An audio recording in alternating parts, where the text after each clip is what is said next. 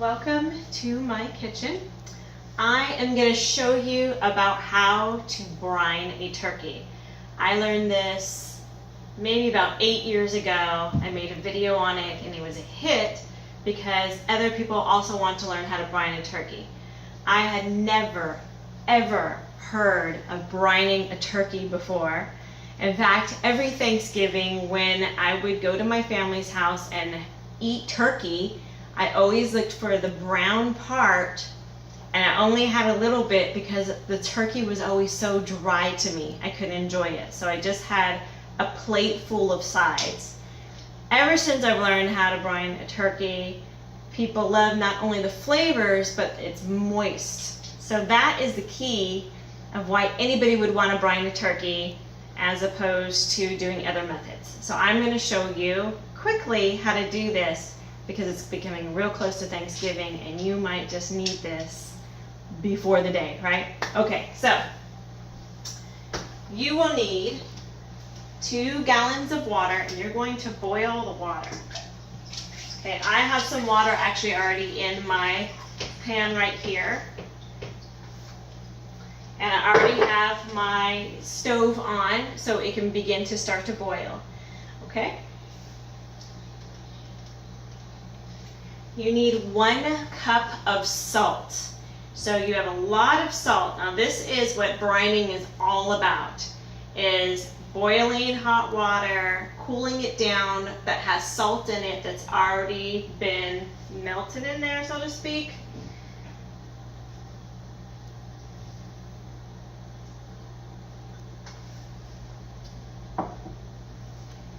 So the key thing about this is when you put the water in, you're actually going to immerse the whole turkey in this brine.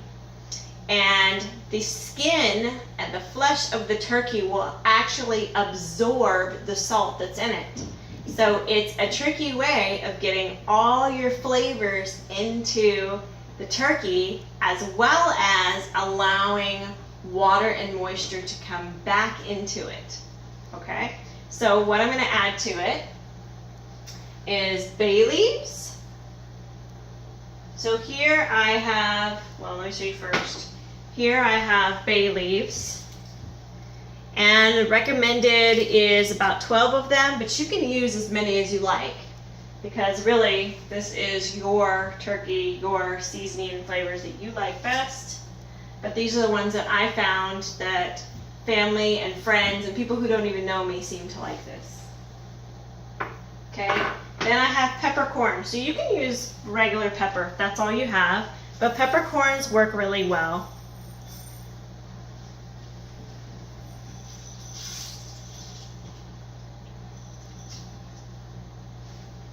Okay,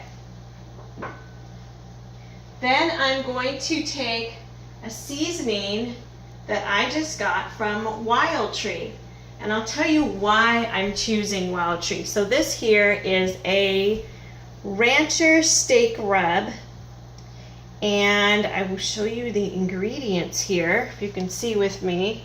If you cannot see, I will also put it in the description. It does get a little dark when we get closer to the camera. But what it says is sea salt, so you're getting a little bit more salt. Organic black pepper, organic garlic. Usually I would have to cut this up and put it in there. Organic allspice, organic cinnamon, organic cloves, and organic ginger. So I'm using this because I generally would have to get all these other ingredients to be able to add it to this. And so this makes it easier for me. I don't have to do all that. So I'm going to take the top actually off of here. And I'm going to use half this bottle. So this bottle here, or jar I should say, is 3 ounces. So I'm going to use 1.5 ounces to get the rest of the ingredients that I need into my brine.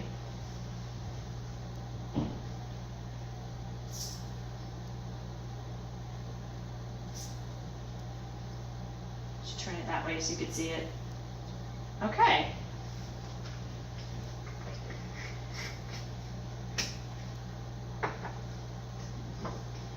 Then I'm going to mix it.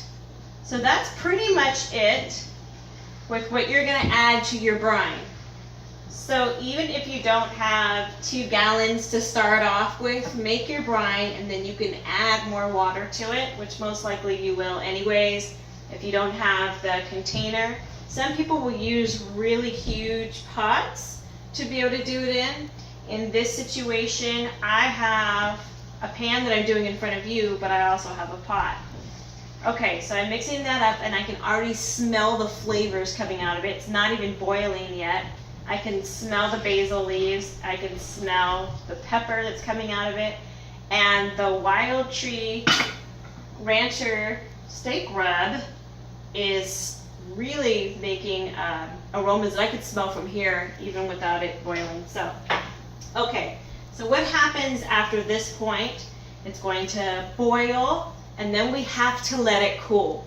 You cannot pour hot boiling water on a turkey when you're not cooking it, okay? And then this brine is going to have to set on the turkey for 4 hours. It's going to have to be immersed for 4 hours up to overnight. I personally love to do it overnight. The first time I ever did it, I really wanted my turkey to be moist.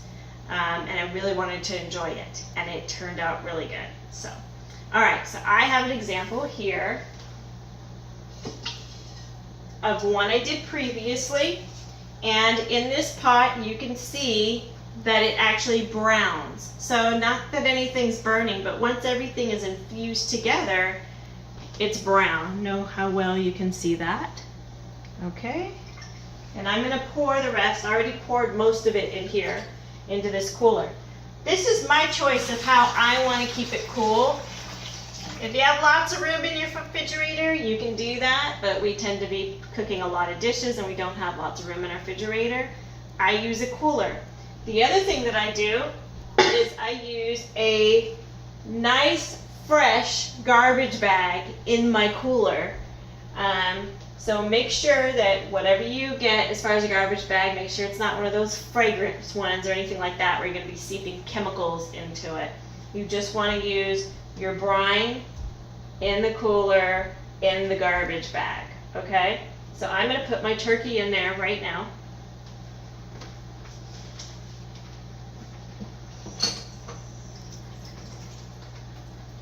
I rinsed her all up, nice and clean. I already measured out if the turkey will fit, and as you can see, the turkey fits. And there's more room in here. So once I have the turkey in and I finish this brine here, I'm going to pour that all in. And then I'm going to put either ice or cold packs into the cooler. So I'll show you right here. I got some cold packs here, and then I'm just going to line it on the sides wherever there's extra room, like so.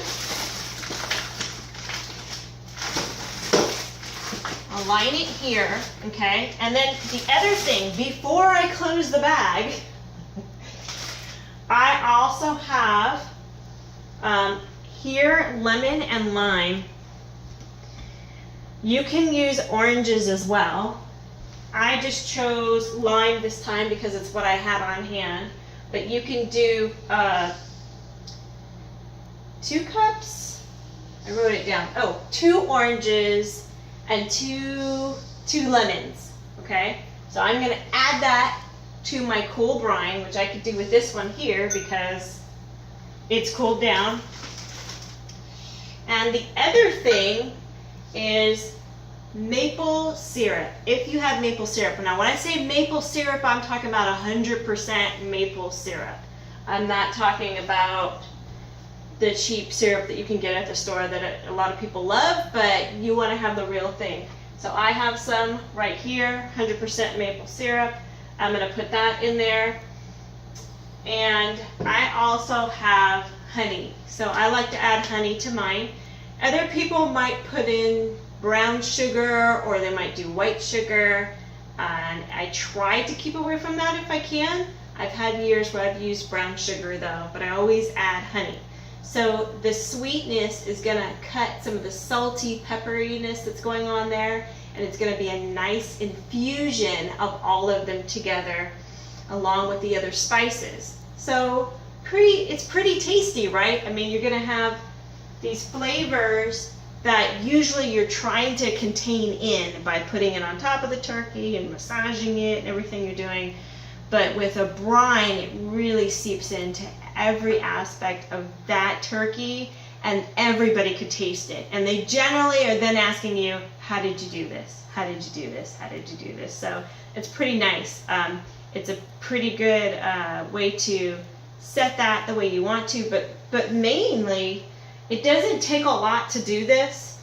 After you do the brine, after you do your 4 hours to overnight, then you cook it any way that you would usually would. So I take a pan and then I take a paper bag and I put it over. That was the first thing I ever tried to do to keep the moisture into my turkey. So that I still do it that way. Many people do it different ways. So whatever way you're used to cooking it, you can go ahead and do that. But at least this time, there's going to be more moisture inside the turkey. So once I'm done with everything, put everything in, I'm going to close it up and I'm just going to let it sit. I have puppies, well, dogs, not puppies, and I'm going to keep it away from them because they've been stalking this all day long as I've been preparing it. But I hope that you have a great Thanksgiving and that your brining experience is good. Don't worry if you get a couple measurements off or if you don't have an ingredient. The one thing you have to have is that salt. You have to have the salt. But the other things are extra, and I highly recommend Wildtree. Okay, I hope you have a great night, a great day, whatever time of day it is, and you have a good Thanksgiving. Bye-bye for now.